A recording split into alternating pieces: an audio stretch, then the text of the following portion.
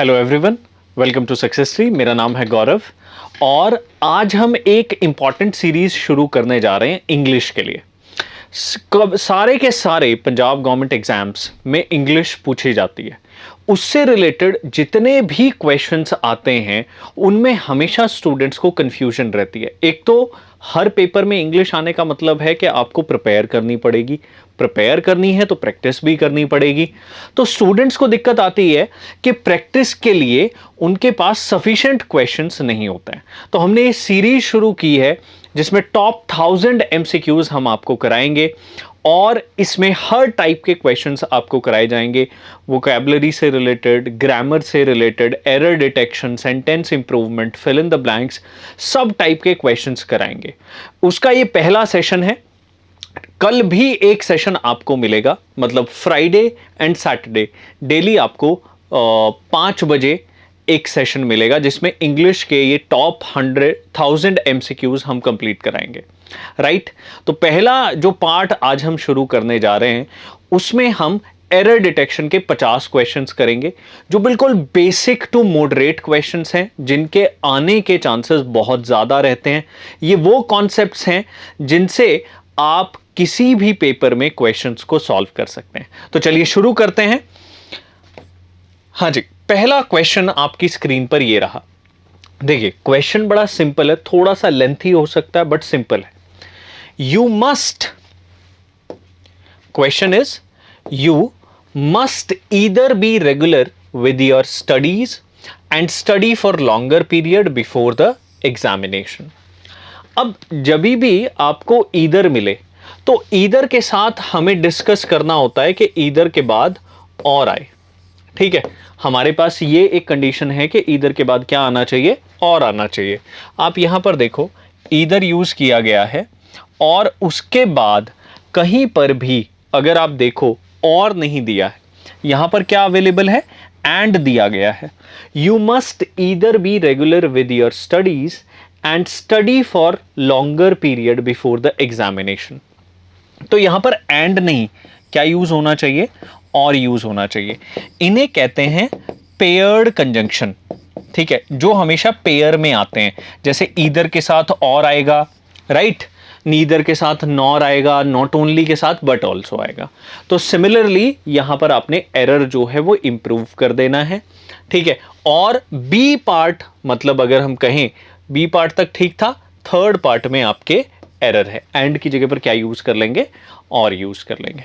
चलिए next question पर चल रहे हैं। नेक्स्ट क्वेश्चन शुरू करने से पहले मैं बता देता हूं, हमने सभी गवर्नमेंट एग्जाम्स के लिए एक पंजाब मास्टर कोर्स लॉन्च किया है।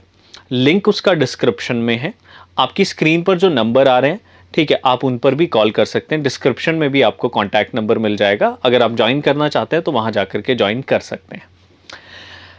Second, the new taxation rates announced by the government are bound to affect the export sector। देखो, न्यू टैक्सेशन रेट्स जो गवर्नमेंट ने अनाउंस किए हैं वो किसे इफेक्ट करेंगे, एक्सपोर्ट सेक्टर को। अब यहां पर एक वर्ड तो इफेक्ट है और दूसरा आता है अफेक्ट। क्या आता है, अफेक्ट। ठीक है, इफेक्ट जब हम यूज करते हैं तो वो होता है नाउन और अफेक्ट क्या होता है, वर्ब। ठीक है, यहां पर हमें नाउन की रिक्वायरमेंट नहीं है। दूसरा रूल क्या कहता है कि टू के बाद हमारे पास क्या आनी चाहिए, वर्ब आनी चाहिए। ठीक है, दूसरा रूल हमें इस तरफ इशारा करता है इन्फिनेटिव के केस में। तो टू के बाद यहां पर इफेक्ट नहीं, what should we use, affect. ठीक है, आपने देखा होगा ना, अफेक्टेड यूज करते हैं, affected areas, affected areas use नहीं करते। ठीक है, क्योंकि वो वर्ब का काम करता है। तो एक बेसिक चीज है कि आपको मीनिंग समझना है, दूसरा बेसिक चीज है कि आपको एरर ढूंढने की कोशिश करनी है। ठीक है, अगले क्वेश्चन पर चल रहे हैं। नेक्स्ट क्वेश्चन है ये रहा। देखो, क्वेश्चन क्या कह रहा है, these days job opportunities are not as better as they use to be in the early 70s। अब आपको यहां पर यह समझना है कि एरर ढूंढना कैसे है। सब्जेक्ट मिल गया, ठीक है, दीज डेज यहां पर मिल गया, जॉब अपॉर्चुनिटीज यहां पर मिल गया। दोनों के अकॉर्डिंग अगर हम देखें तो आर यूज किया गया है। ठीक है, कोई बात नहीं, आर बिल्कुल ठीक है। Are not as better as, जब हम एडजेक्टिव में पढ़ते हैं तो जब आप इस रूल को फॉलो करते हो तो यहां पर पॉजिटिव डिग्री आती है। कौन सी डिग्री आती है? पॉजिटिव डिग्री, कंपैरेटिव डिग्री नहीं आती है। जबकि बेटर जो है वो क्या है आपके लिए? कंपैरेटिव डिग्री है। तो आप इस बेटर को हटा देंगे, राइट, और बेटर को हटाते ही आपका काम सफल हो जाएगा। तो as good as they used to be in the early 70s, तो यहां पर जो है बेटर की जगह पर क्या आ जाएगा? गुड आ जाएगा, राइट। चल अगले क्वेश्चन पर चल रहा है। नेक्स्ट फोर्थ क्वेश्चन ये रहा, when viewed with his point of view the entire episode assumes a different color altogether। जब हम चीज को उसके पॉइंट ऑफ व्यू से देखते हैं तो उसका मीनिंग या उसका प्रेजेंटेशन बदल जाता है, वो ये कह रहा है, राइट। अब यहां पर देखो, when viewed with his point of view या फिर from his point of view, हम नॉर्मल कॉन्वर्सेशन लैंग्वेज में बोलते हैं from my point of view, ठीक है, from his point of view, with नहीं बोलते, ठीक है। यहां पर आपको रिक्वायरमेंट है प्रीपोजिशन में बदलाव की, ठीक है, प्रीपोजिशन को बदलना है। प्रीपोजिशन में यहां पर विद नहीं क्या आता है? फ्रॉम आता है, राइट। क्लियर हुआ? आई थिंक के समझ में आ गया होगा। नेक्स्ट क्वेश्चन पर चल रहे हैं। नेक्स्ट ये रहा fifth question, on many occasions we did help the poor people by way of giving them food to eat and clothes to put on। अब जब हम बात करते हैं कि सेंटेंस में सब्जेक्ट आ गया और वर्ब चेक करनी है, तो यहां पर आप देखो we did helped, कभी भी did के साथ सेकंड फॉर्म यूज नहीं करते, ठीक है। आपको ये चीज याद रखनी होगी, did के साथ हमेशा फर्स्ट फॉर्म आती है। did not आएगा तो हम V1 यूज करेंगे, जैसे we did not do this, we did not go there, हम इस तरीके से यूज करेंगे। तो सेम सिनेरियो में यहां पर भी आप हेल्प यूज नहीं करेंगे, क्या यूज करेंगे? हेल्प यूज करेंगे। we did help, राइट, क्या यूज करेंगे? we did help। क्लियर हो गया? समझ में आ गया? बताओ, कोई डाउट है?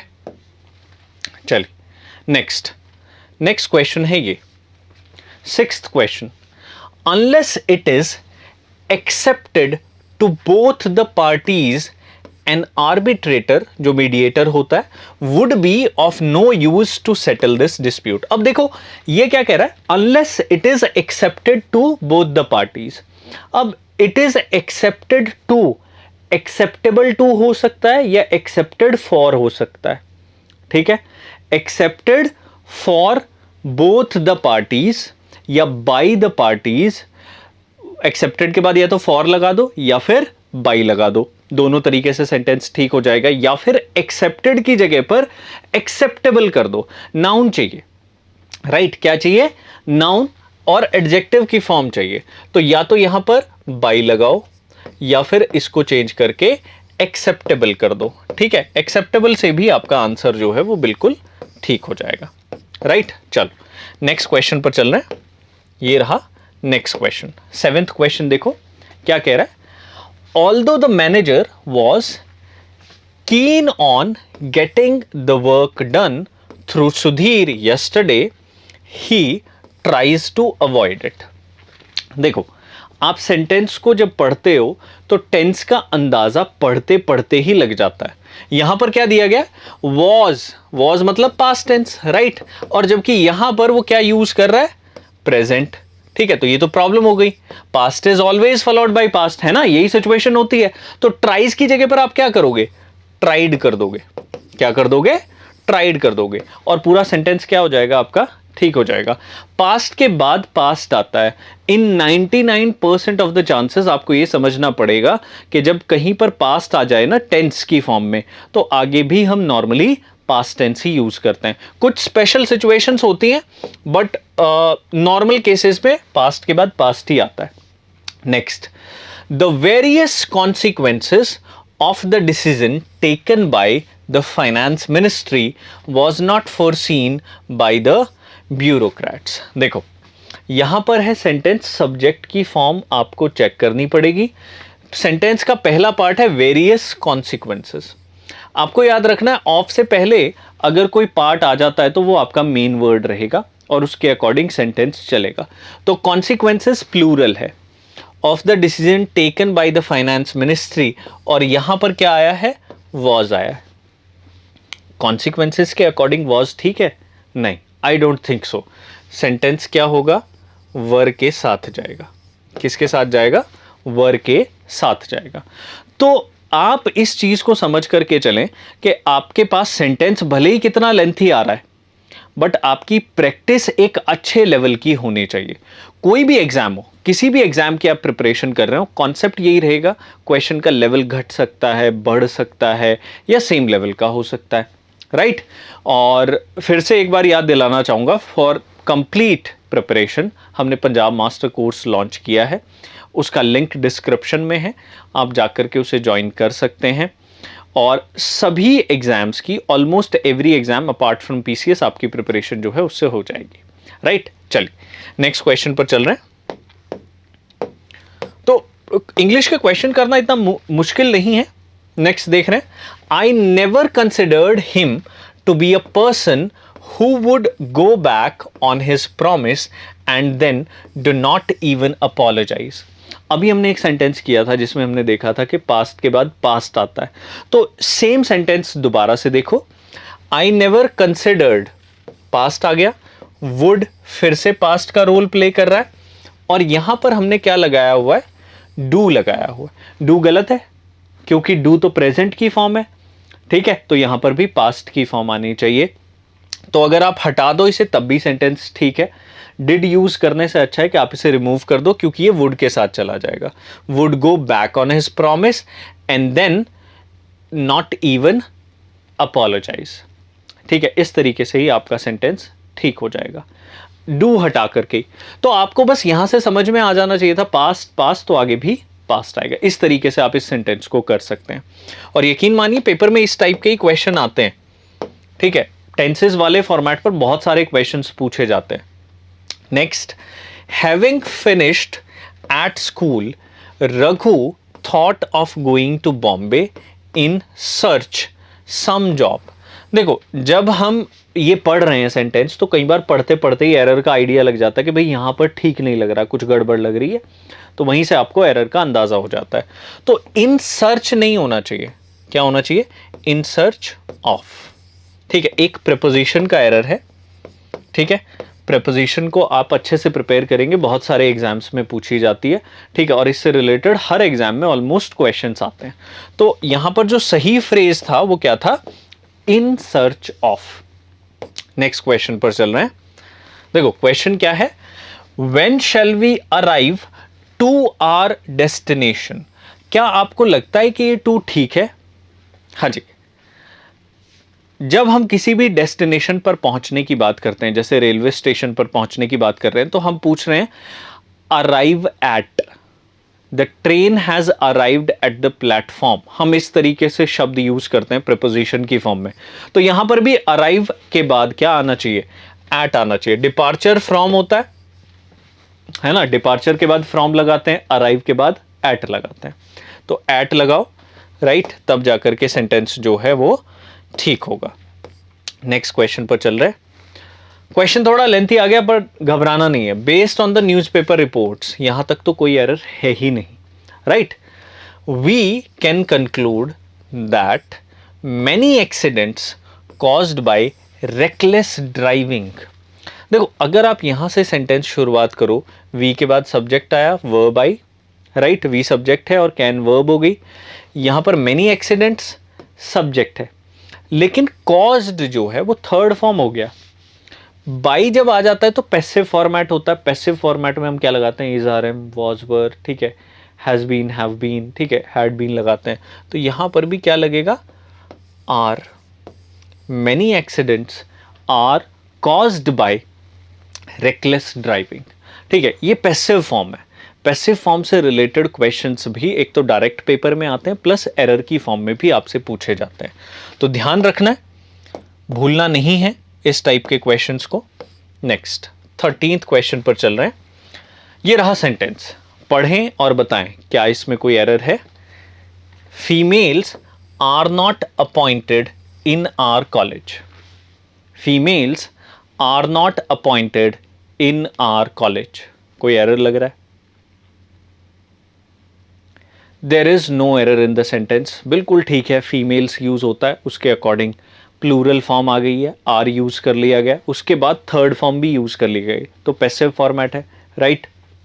तो पैसिव फॉर्मेट भी ठीक है, इन आर कॉलेज भी ठीक है, मतलब प्रेपोजिशन का भी कोई एरर नहीं है, तो सेंटेंस बिल्कुल ठीक है आपके लिए।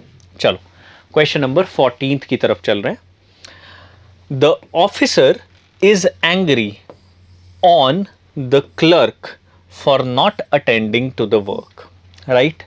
अब यहां पर जो है ऑफिसर साहब जो हो गए एंग्री हो गए। अब एंग्री आप या तो किसी पर होते हो, किसी पर्सन पर होते हो, या किसी चीज पर होते हो।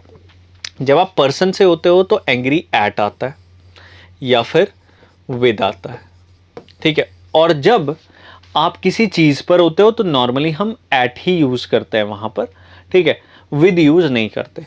तो ऑन की जगह पर आप क्या यूज करें, विद यूज करें।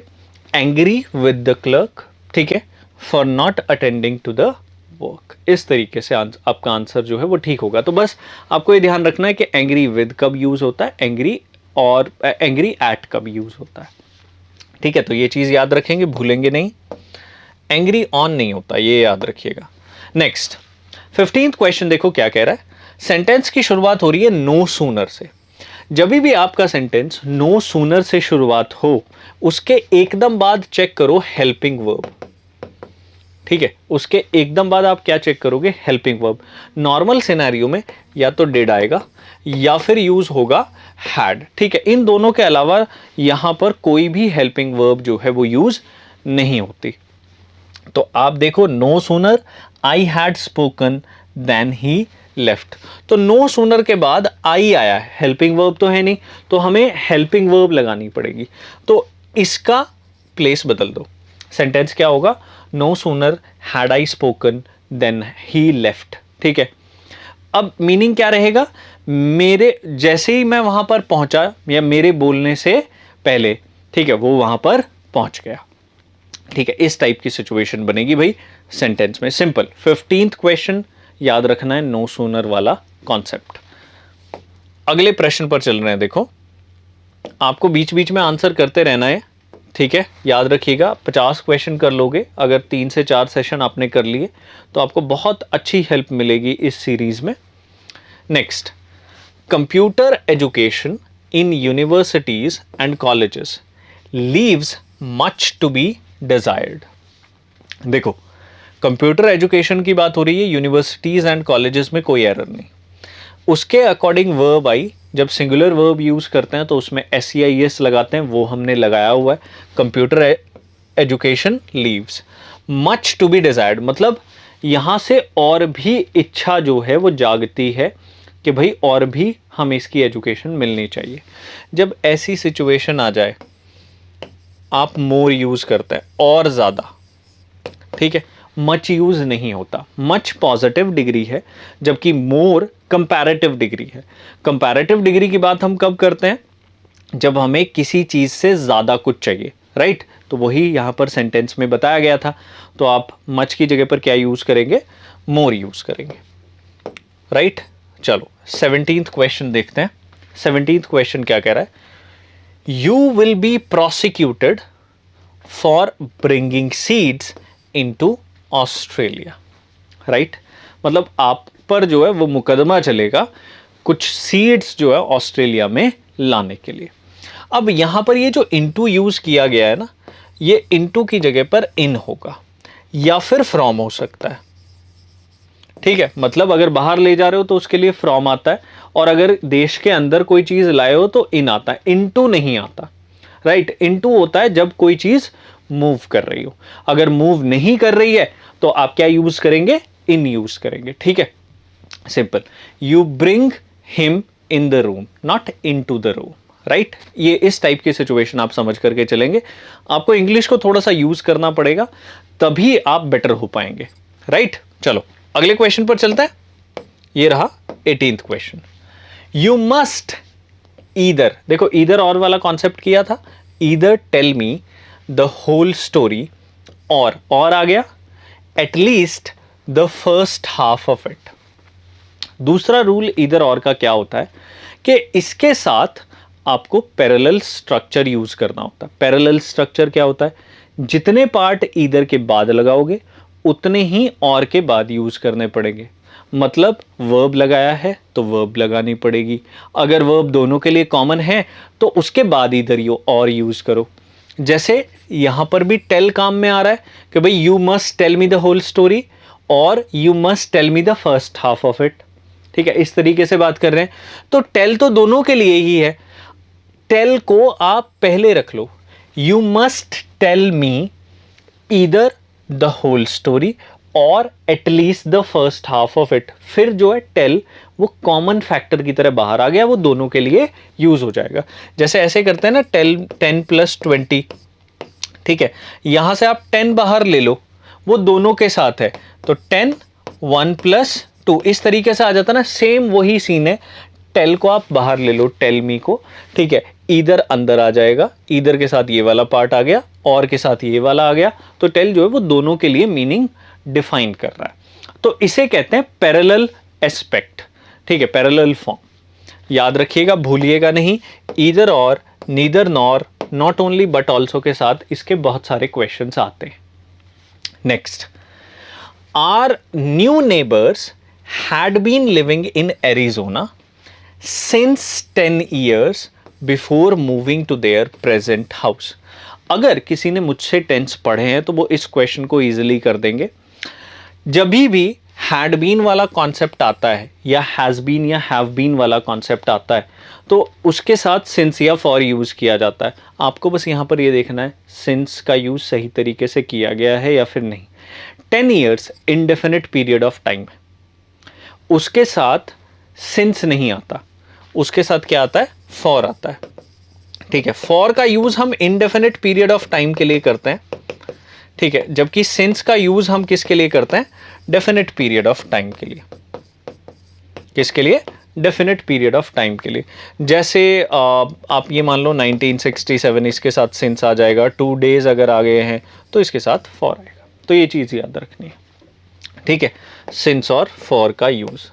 Next question, 20th question, the patient was accompanied with his friend. बताओ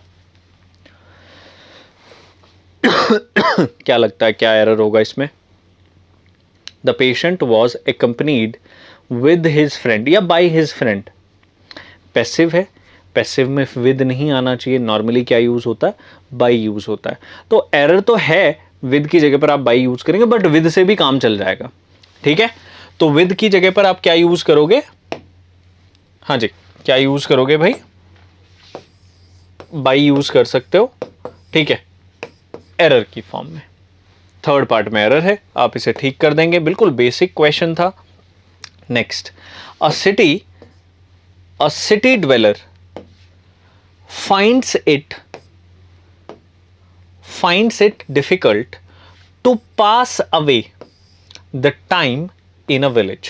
मतलब अगर कोई सिटी ड्वेलर है, मतलब शहर में काम करने वाले का टाइम पास करना मुश्किल हो जाता है ना गांव में, राइट, बट इसने यहां पर पास अवे लिख दिया। पास अवे का मतलब होता है डाई।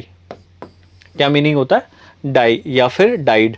जैसे पास्ट अवे यूज करते हैं, डेथ के लिए यूज करते हैं। तो अब बताओ पास अवे यूज करें या फिर पास यूज करें, what should we use. Obviously क्या आना चाहिए, पास आना चाहिए, राइट। तो यहां पर भी पास यूज होगा, भूलेंगे नहीं। क्वेश्चन बहुत इजी है, बट आपको पता होना चाहिए कि पास अवे का मीनिंग क्या है और उसको कैसे रिप्लेस करना है अगर उसका कॉन्टेक्स्ट सही नहीं बन रहा है। नेक्स्ट, क्वेश्चन नंबर 22, देखो, visitors were not permitted entering the park after dark। ठीक है, तो राइम हो गया, पार्क आफ्टर डार्क। परमिटेड, जब हम बात करते हैं परमिटेड की, तो परमिटेड के बाद टू आता है, टू के बाद V1 आता है। ये स्ट्रक्चर इस तरीके से चलेगा। तो परमिटेड टू एंटर, क्या आएगा, परमिटेड टू एंटर, ठीक है, इस तरीके से सेंटेंस ठीक होगा। इन्फिनेटिव लगाना पड़ेगा आपको, यहां पर जीरेंट की रिक्वायरमेंट नहीं है, इस फॉर्म को जीरेंट बोला जाता है, राइट। तो permitted to enter the park after dark, इस तरीके से आपका सेंटेंस जो है वो करेक्ट हो जाएगा। चलो नेक्स्ट 23rd देखते हैं। 23rd क्या है? The fifth and final act, fifth and final act of Macbeth content the sleep walking scene.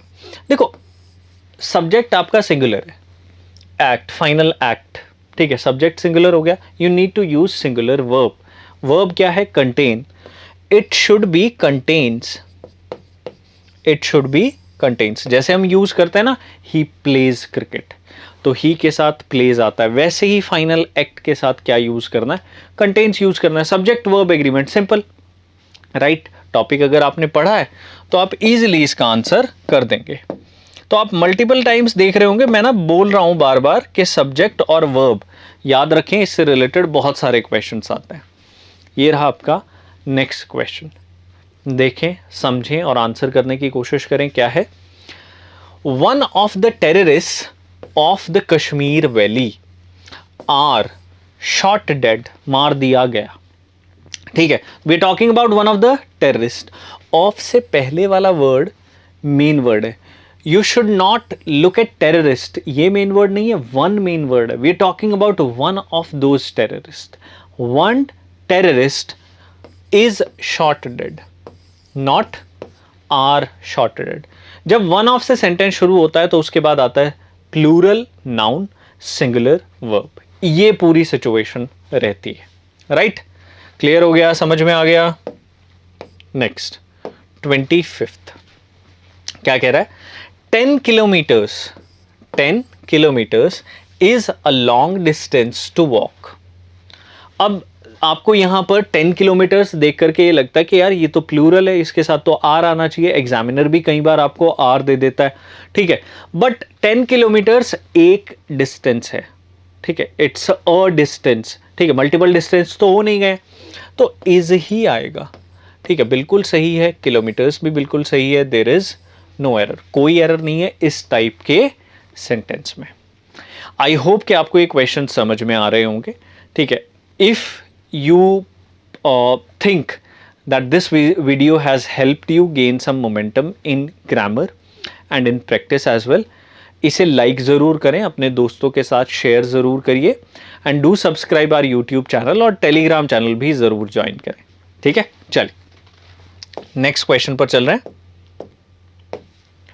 26th question क्या कह रहा है? I saw him a couple of times since May. अब देखो मैंने आपको बताया था कि हम सिंस या फॉर यूज करते हैं, ठीक है। सिंस यहां पर बिल्कुल सही यूज हुआ है, सिंस के साथ एक डेफिनेट पीरियड ऑफ टाइम है, मे, मंथ। अब इसके साथ एक और प्रॉब्लम है, या तो आता है हैज या फिर हैव, हैड या फिर इनके साथ बीन, ठीक है। मतलब ये पास्ट इंडेफिनिट यूज हुआ है, पास्ट इंडेफिनिट के साथ सिंस या फॉर नहीं आता कभी भी, तो एरर मिल गया। एरर को अब ठीक करने की कोशिश करते हैं। आई सॉ हिम को इस तरीके से कर सकते हैं, I have seen him a couple of times since May, मतलब मैंने उसे मई से 2-3 बार देखा है, तो प्रेजेंट इंडेफिनिट की बात कर रहे हैं। एरर तो मिल गया, ठीक कैसे करना है? यहां से, तो I have seen him a couple of times since May. आपको सेंटेंस की सेंस से पता लगाना पड़ेगा कि वो प्रेजेंट की बात कर रहा है या फिर फ्यूचर की बात कर रहा है, इस टाइप के छोटे सेंटेंसेस में। कई बार तो हिंट आपको मिल ही जाता है, जैसे प्रीवियस कुछ सेंटेंसेस हमने देखे, ठीक है ना। Next question number 27, T which I am drinking is hot. देखो सेंटेंस बिल्कुल सिंपल है, बताओ एरर क्या होगा? सोचो, दिमाग लगाओ। हाँ जी, क्या लग रहा है कौन सा एरर होगा?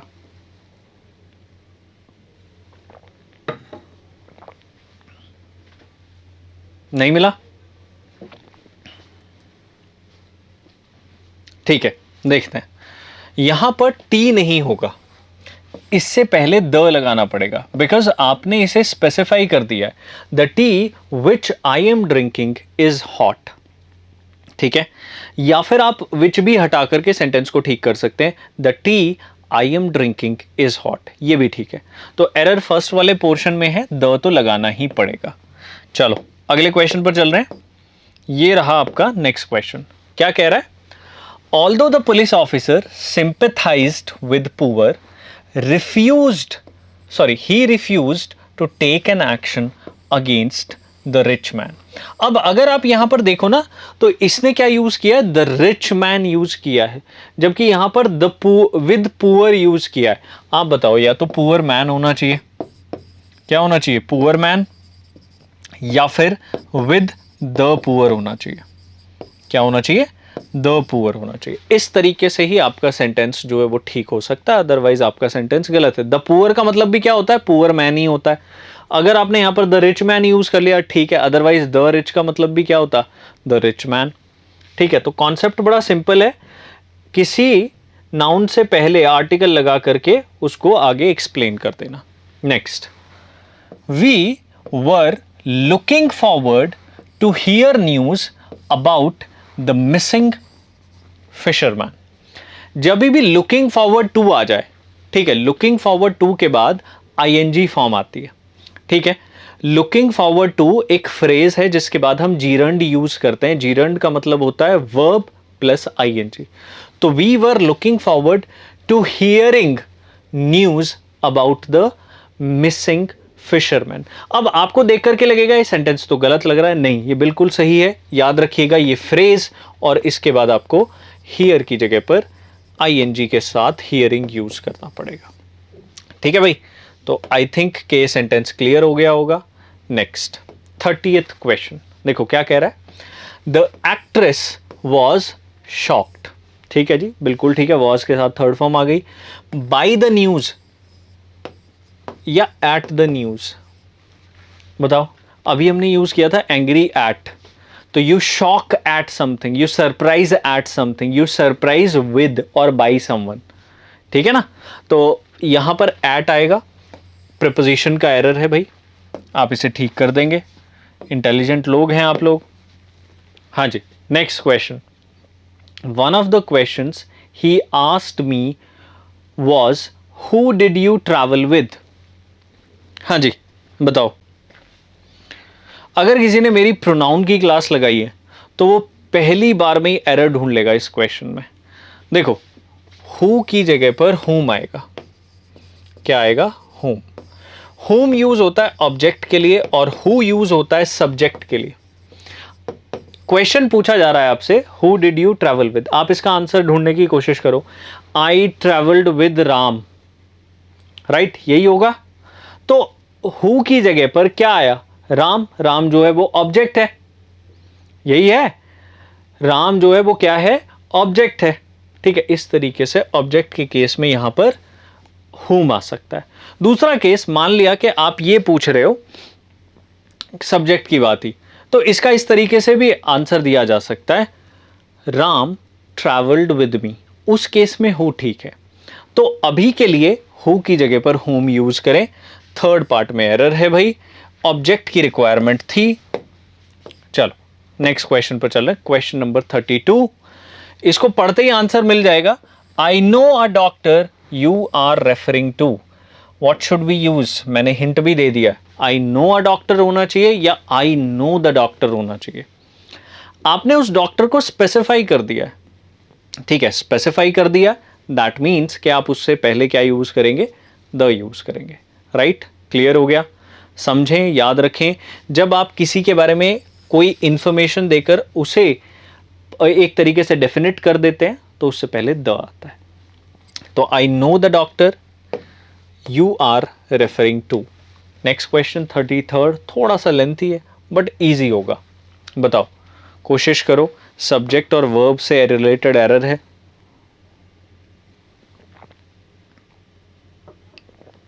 थर्ड क्वेश्चन क्या कह रहा है? ऑफ से पहले आया introduction, right. Introduction of job oriented courses, कोई फर्क नहीं पड़ता। In the self financing colleges, कोई फर्क नहीं पड़ता। अट्रैक्ट, ये वर्ब आ गया, ठीक है, ये वर्ब है, ये सब्जेक्ट है, अब आप बताओ इंट्रोडक्शन के अकॉर्डिंग अट्रैक्ट होना चाहिए या फिर अट्रैक्ट्स होना चाहिए? ये सिंगुलर था, वर्ब को सिंगुलर बनाना है तो अट्रैक्ट की जगह पर क्या यूज करना होगा? अट्रैक्ट। सिंगुलर वर्ब में SEIS जोड़ दिया जाता है, जबकि प्लूरल वर्ब में SEIS हटा दिया जाता है। ठीक है, नेक्स्ट क्वेश्चन है 34th। It is better to keep one's head in the face of danger than losing one's courage. ठीक है, लूजिंग वंस करेज।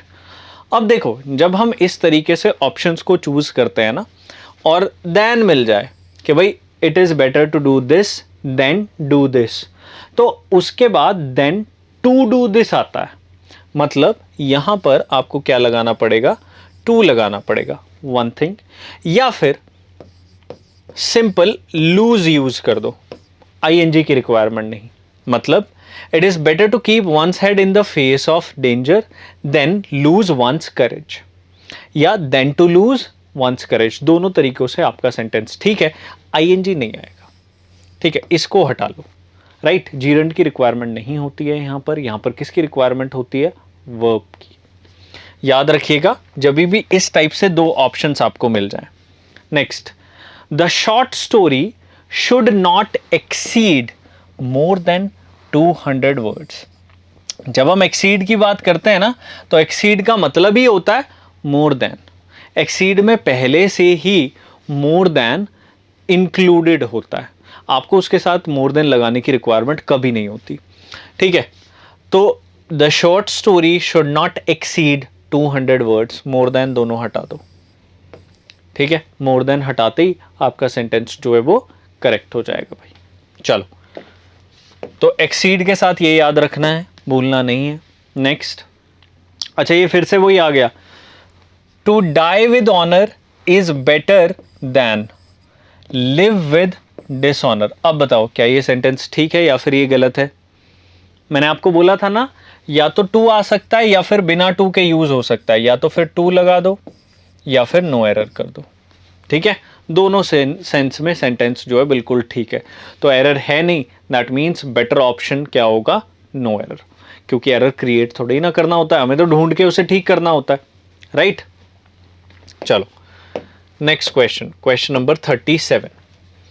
क्वेश्चन नंबर 37 देखो क्या कह रहा है, it is I who is to blame. ठीक है, फॉर दिस बैड सिचुएशन। आप देखो, इट इज मी हम यूज करते हैं, पहले तो वही गलत होता है, यहां पर हमने इट इज आई यूज किया तो ये बिल्कुल ठीक है, इसमें कोई दिक्कत नहीं है। हु जब इस तरीके से आ जाए, हु किसको रिप्रेजेंट कर रहा है? आई को। इसमें हु का कोई एग्जिस्टेंस नहीं है, इसमें आई की क्वालिटी आ गई है। अब आई की क्वालिटी इसमें आ गई है तो ये आई के अकॉर्डिंग ही वर्ब लेगा, तो it is I who is नहीं आएगा, आई के अकॉर्डिंग क्या आता है? एम। थोड़ा सा वियर्ड साउंड कर रहा होगा बट करेक्ट है, it is I who am to blame. Clear, कोई डाउट तो नहीं है, समझ में आ रहा है ना? मुश्किल तो नहीं है। चलो नेक्स्ट क्वेश्चन पर चल रहा है, 38th। Gauri told me his name after he left. ठीक है, दोनों पास्ट है, ये भी ठीक लग रहा है, बट इसमें भी एक रूल अप्लाई होता है। देखो कौन सा रूल अप्लाई होता है, जब दोनों पास्ट आ जाए तो आपको देखना होता पहले कौन सा हुआ, पहले कौन सा हुआ। तो गोरी told me after he left, तो पहले तो वो गया। जब ये फर्स्ट एक्शन है, फर्स्ट कंप्लीटेड एक्शन, याद रखिएगा भाई ये एक्शन तो पहले हुआ ना, तो फर्स्ट कंप्लीटेड एक्शन, इसमें हम क्या यूज करते हैं? ये स्ट्रक्चर यूज करते हैं, had plus third form.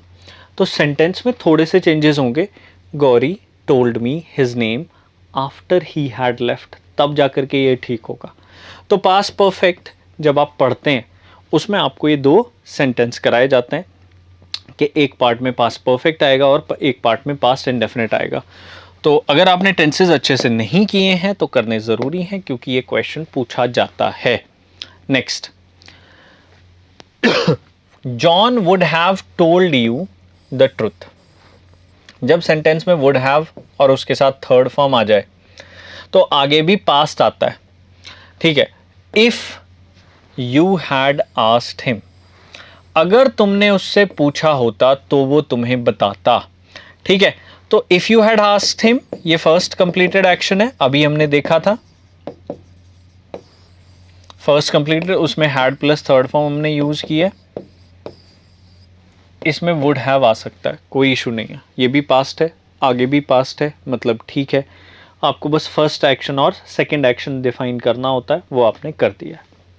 Next देखो, इजी क्वेश्चन है, एक बार बताने की कोशिश करो आंसर क्या होगा, बताओ भाई।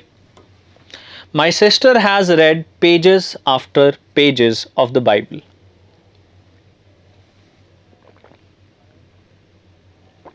क्या लग रहा है क्या आंसर होगा? देखो, you don't read 2 pages at one time. Whenever we start reading, we read 1 page at one time. हम 2 पेज थोड़े ही ना पढ़ रहे होते हैं, हम तो 1 पेज पढ़ते हैं। जब भी नाउन का ये फ्रेज आ जाए उसको हमेशा सिंगुलर रखना है, ठीक है, मतलब it should be page after page. जैसे हम बोलते हैं ना, I have seen films after films, नहीं, film after films. I have seen ships after ships, नहीं, शिप आफ्टर शिप। इस तरीके से ही होगा, मतलब एक बार में आप एक ही चीज करोगे, एक ही चीज देखोगे या एक ही चीज पढ़ोगे। ठीक है, तो नाउन का एरर था भाई। नेक्स्ट 41st क्वेश्चन, थोड़ा सा लेंथी सेंटेंस है बट आप कर सकते हैं। Your success in the IAS examinations depends not only on what papers you have selected but on how you have written the exam, or sorry written them. You के साथ have written third form आ गया, कोई issue नहीं है। यहाँ पर you के साथ have selected आ गया, कोई इशू नहीं है। your success के अकॉर्डिंग depends आ गया, ये भी ठीक है। not only आ गया but also तो आया नहीं, मतलब ये तो पेयर में आते हैं ना, नॉट ओनली बट ऑल्सो, पर इन्होंने सिर्फ बट दिया हुआ है। इस तरीके से सेंटेंस गलत होता है।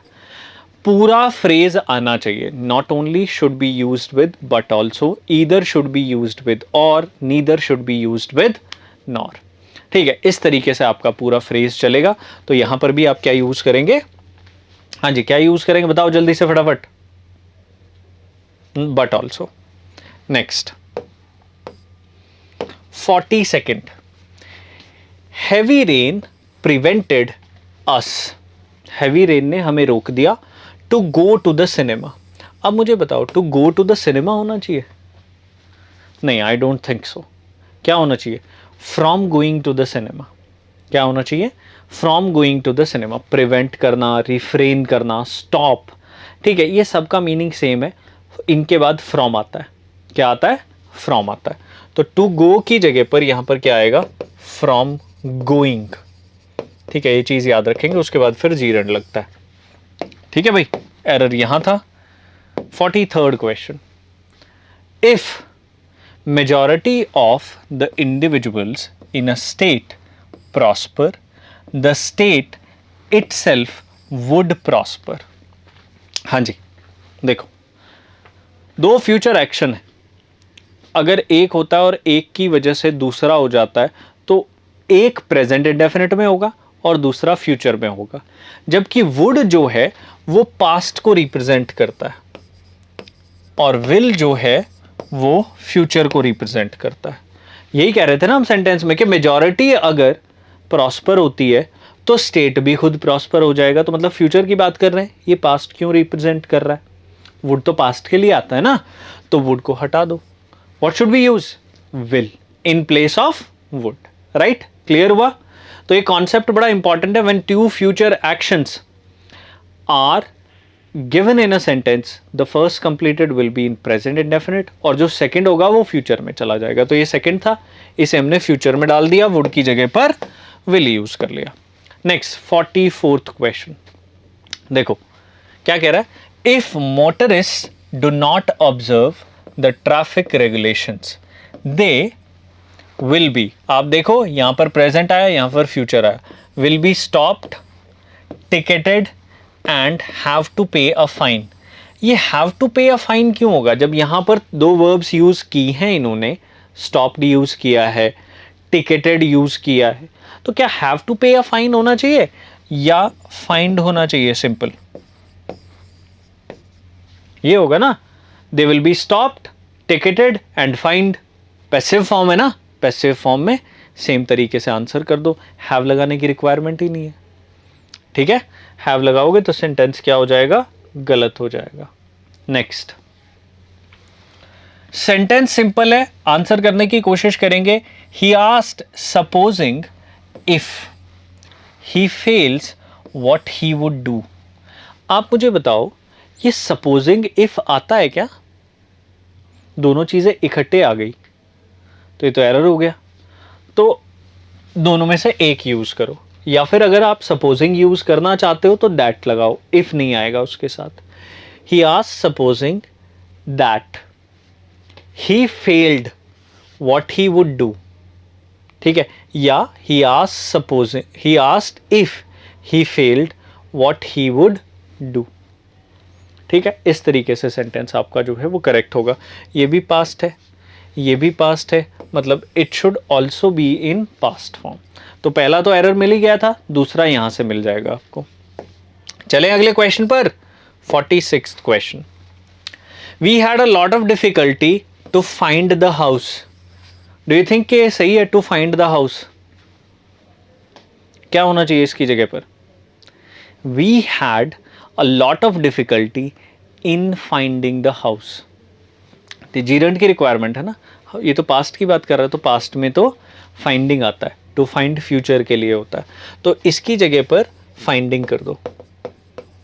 देखो कई सेंटेंस ना पढ़ के ही पता चल जाते हैं कि यहाँ पर एरर है, बट उसके लिए आपकी रीडिंग जो है थोड़ी सी ज़्यादा होनी चाहिए। अगर ज़्यादा नहीं होगी तो प्रॉब्लम हो जाएगी। Next, patience as well as perseverance. ठीक है, पेशेंस और परसिवरेंस पता है ना, पेशेंस मतलब कामनेस, परसिवरेंस मतलब लॉन्ग टर्म पेशेंस। ठीक है, आर नेसेसरी फॉर सक्सेस। जब एज वेल एज के साथ दो सब्जेक्ट आते हैं तो we need to check first subject. हमें किसको देखना होता है? फर्स्ट सब्जेक्ट को। हमें सेकंड की तरफ देखना ही नहीं है, तो सेकंड नहीं देखना है तो आर की जगह पर क्या लगाओगे? इज। पेशेंस के अकॉर्डिंग आर थोड़ा ही आएगा, क्या यूज होगा? इज यूज होगा, राइट? तो एज वेल एज वाला रूल याद रख लेना, ये भी सब्जेक्ट वर्ब एग्रीमेंट से रिलेटेड है।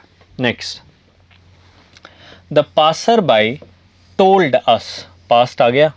Where was the marriage hall and even led us, ये भी पास्ट है, टू इट। तो ये भी पास्ट है, ये भी पास्ट है, ये भी पास्ट है, मतलब टेंस का तो एरर नहीं है। बट यहां पर क्वेश्चन नहीं पूछा जा रहा, क्वेश्चन नहीं पूछा जा रहा तो स्ट्रक्चर बदल जाएगा।